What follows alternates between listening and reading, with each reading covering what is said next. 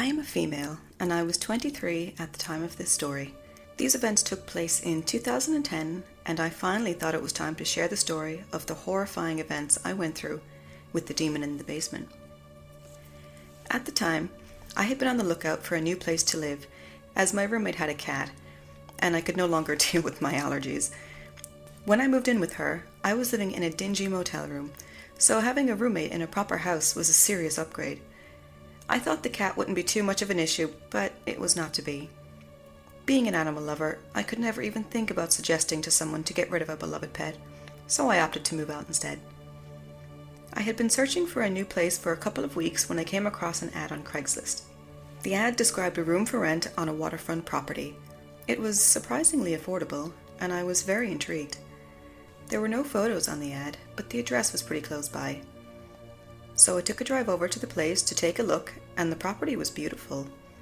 It definitely looked lived in and well maintained. So I called the number on the ad later that afternoon to make an inquiry. This is when I first came across Crazy Patty. At first, she seemed extremely friendly on the phone. We laughed and joked and got along very well. She said she would be delighted to meet me and to come around any time to view the property and the rooms for rent.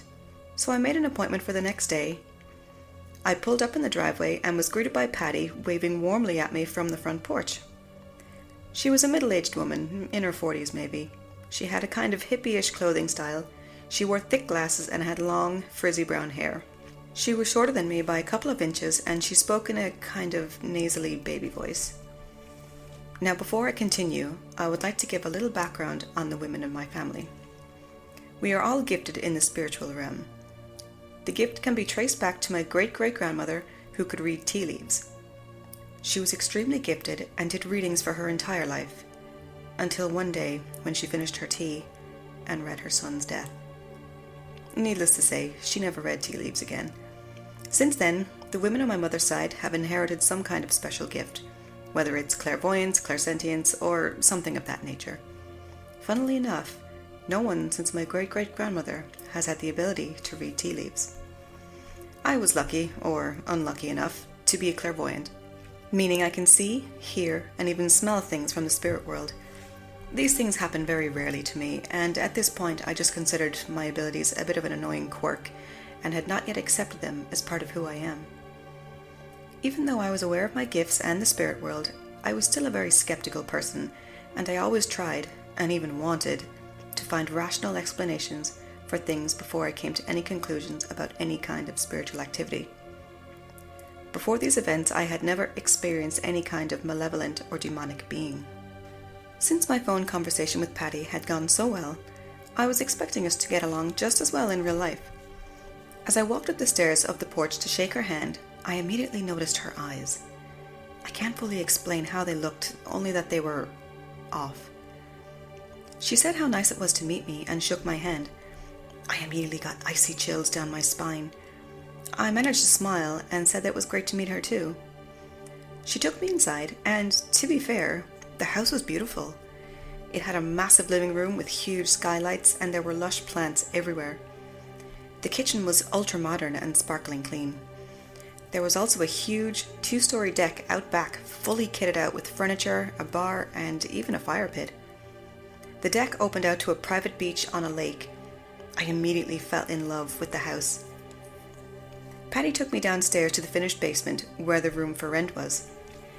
The basement consisted of 4 rooms, a large living room with a pool table, a bathroom, a smaller living room, and a bedroom. The rooms for rent were the bathroom and the smaller living room and the bedroom. Apart from being a little dark and without a huge amount of natural light, the rooms were lovely. They were clean and fully furnished. Patty was extremely nice to me, and she seemed very excited to show me around. But something still seemed off about her. Despite the uneasiness I felt, I decided that I loved the house, and the next day we went through all the relevant paperwork, I paid my deposit, and before you know it, I was all moved in. At the time, I had no family where I was living. One side of my family were in Europe, where I had just moved from the beginning of that summer, and the other half of my family were all the way down in the southern part of the US. So I was feeling a little lonely, but I was optimistic. Patty worked during the day, and I worked at night at a bar, so we rarely saw each other. At first, this arrangement was perfect, and I was settling in nicely. I had no issues until one night, about a week in, I decided to cook myself dinner. I'd had a night off, my first since moving in with Patty, and I was dying to use the gorgeous kitchen. Growing up, I was always taught to clean as I go, so I did just that. I heard Patty's key in the front door and greeted her as she walked into the kitchen. My smile faltered as I saw the expression on her face. She looked enraged and she yelled at me, "What the hell are you doing?" Her brow was furrowed and her lips were pulled back in a snarl. I was completely shocked and my body froze for a moment before I answered shakily that I was just cooking dinner. I tried to appease her by offering her some, but she swelled like an angry toad and screamed that I had destroyed her kitchen. Now, my dinner was fairly simple, and I had been cleaning as I went along. The only thing that was dirty was one pan, which was already soaking in soapy water. I explained that I obviously had every intention of cleaning it up, but she screeched again, stomped down the hall, and slammed her bedroom door. Well, I quickly cleaned up everything and made sure the place was spotless before taking my plate down to my bedroom and eating down there so I didn't run into her again. After that, things just got worse. Patty was no longer friendly to me and looked at me like I was just some gross insect that she longed to squish. I tried desperately to look for somewhere else to live, but I lived in a tourist area and it was a seasonal town. It was coming into winter and many businesses had shut down and residents moved out of state. I could find nowhere else to rent that I could afford. I even contacted my old roommate, but because of a sudden family issue, she moved back in with her parents. I kept looking for weeks, but found nothing. As the weeks went by, it became apparent that Patty did not want me there. She wanted no trace of a roommate in her house. She wanted to collect the money, and that was it. I tried to stay out of her way by doing my household chores and emerging from the basement when she was out of the house. On my nights off, I went into work to eat dinner, so I didn't have to use the kitchen. I made sure to only buy microwave dinners for the nights I couldn't afford to eat out. Every time I had to come upstairs and Patty was there, I would be met with her intense glare with those eyes that continued to be off somehow. At this point in time, my living situation had started to affect me physically. I was constantly exhausted, my skin was pale, and I became very skittish. It was after this change in me started to take hold that things in the basement started happening. Things would go missing and then turn up. At first, I just put this down to forgetfulness, which I am prone to. But one day something happened that made me incredibly uneasy. See, I always kept my work shoes in a specific spot when I came downstairs. I had been called in for a day shift one day at the last minute and I was getting my uniform on. On my way out, I went to grab my shoes, but they weren't there. Now, this was something I was not forgetful about. I always kept my shoes in this specific spot because Patty didn't want me dirtying up the carpet. I went upstairs to check and see if I had left them up there, and I hadn't. I looked everywhere for them, and I couldn't find them anywhere. Not putting it past Patty to do something mean like take my shoes, I went back downstairs to grab a different pair, only to stop dead in my tracks. Right there, in their normal spot, were my shoes. My heart leaped out of my chest. What was going on? I knew I was forgetful at times, but they definitely weren't there a minute ago, were they? There had to be an explanation. Patty was at work, so I knew it wasn't her, and it was at that moment that a thought crept into my mind. Was there someone else in the house? Terrified, I grabbed my shoes and ran upstairs. I grabbed my keys and immediately left the house, locking the door behind me. I wondered if I should call the police, but what would I tell them? That I found my work shoes right where I left them? I thought about telling Patty, but the thought of telling her that something had bothered me like that would only give her ammunition to torment me further. So I didn't tell anyone. After work, I came home to Patty eating her dinner, and a mess in the kitchen.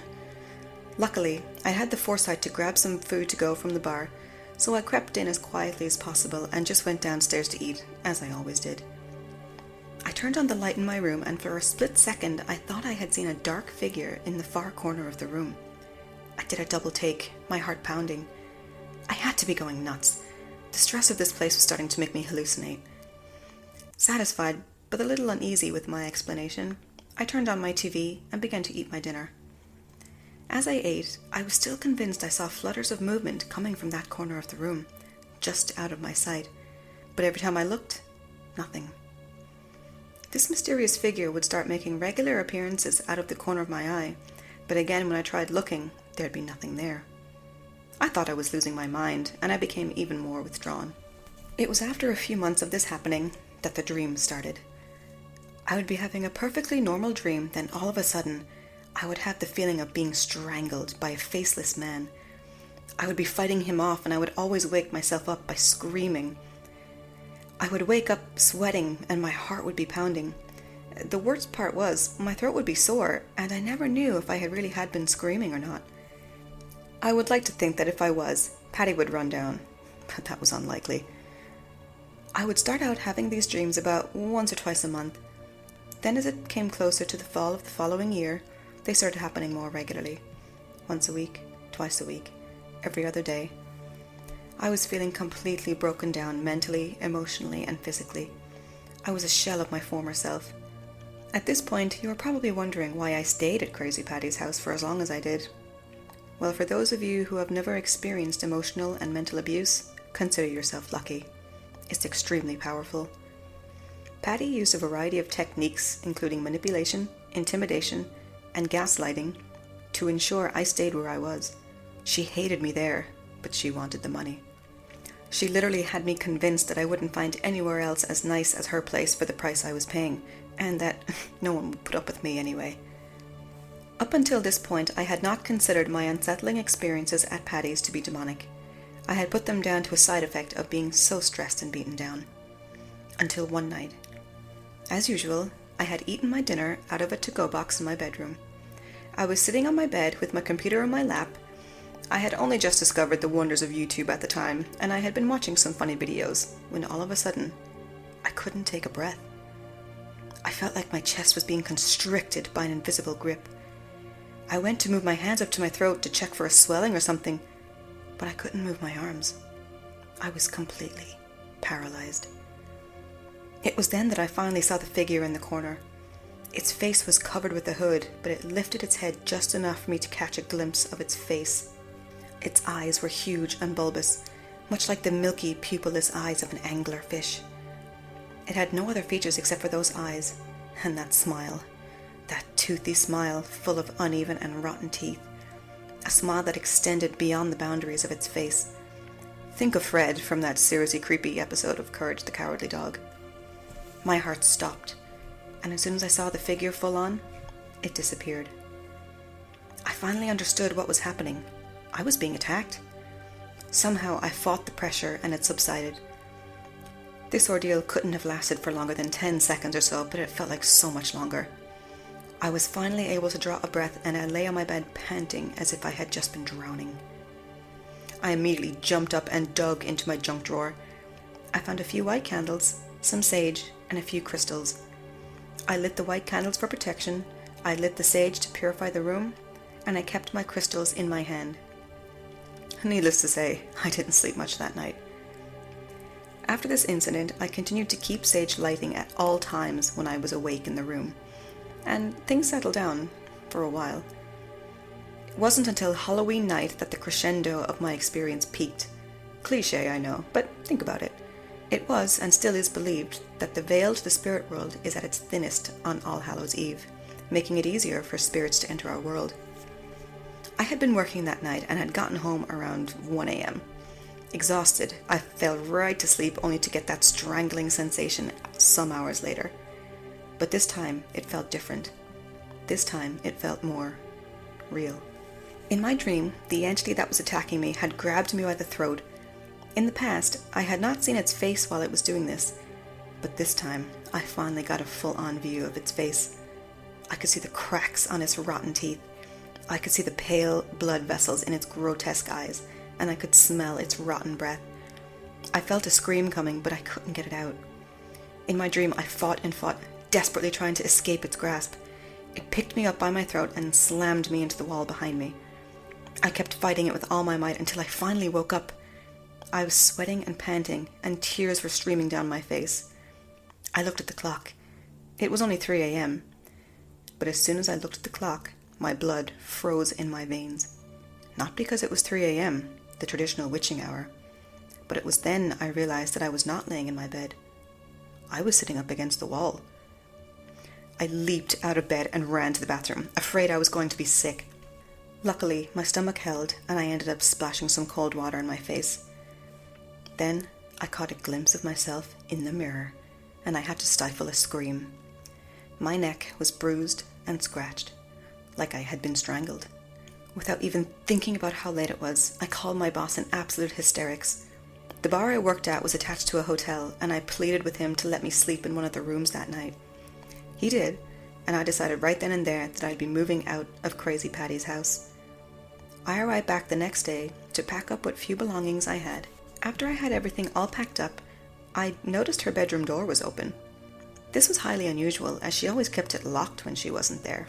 Thinking maybe her car was in the shop and she was in there, I went over to tell her I was leaving. But she wasn't in there. I went to close the door when something on the floor caught my eye.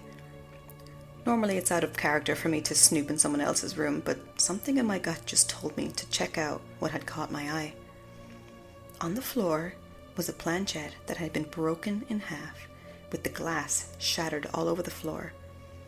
The glint of the glass is what caught my eye. And on the other side of the room was a board, the Ouija board. It finally clicked that it had been Patty that was setting this entity on me. I stormed out. I was fiddling with my house key, trying to get it off my keychain to leave it on the counter with the note I had left her, when I noticed some movement on the deck outside. I looked up and was absolutely horrified to see Patty standing on the other side of the glass door, staring right at me, completely naked. She had her hands on the glass and seemed to be pressing her face right against the door. It was then that I noticed her eyes. Her eyes had always been off to me, but I finally understood why. Instead of her usual, slightly off eyes, staring right back at me were the milky, bulbous eyes of the entity. I quickly turned around, ran to my car, and tore out of the driveway and never returned. Things got better after that. My anxiety subsided. My face filled out again, and I started to be a lot more social. After a few weeks, I moved into an apartment with 2 girls I had worked with and got along very well with. I never saw Crazy Patty again. As of telling this story, almost 12 years have passed, and I am no longer easily beaten down by manipulation tactics. I have become a lot more assertive and will not tolerate any attempt to deceive or manipulate me. I have also been practicing white magic in the form of plants and cooking, and have embraced my clairvoyance as part of who I am. I am happy to say that I have never experienced anything like I did at Crazy Patty's house ever again. If I even get a whiff of a negative entity, I get the hell out of Dodge, stat. All in all, I'm a much healthier, stronger, and happier person than I was all those years ago. But sometimes, late at night, I still get the horrifying image of Patty staring into my soul with the dead eyes of the demon in the basement.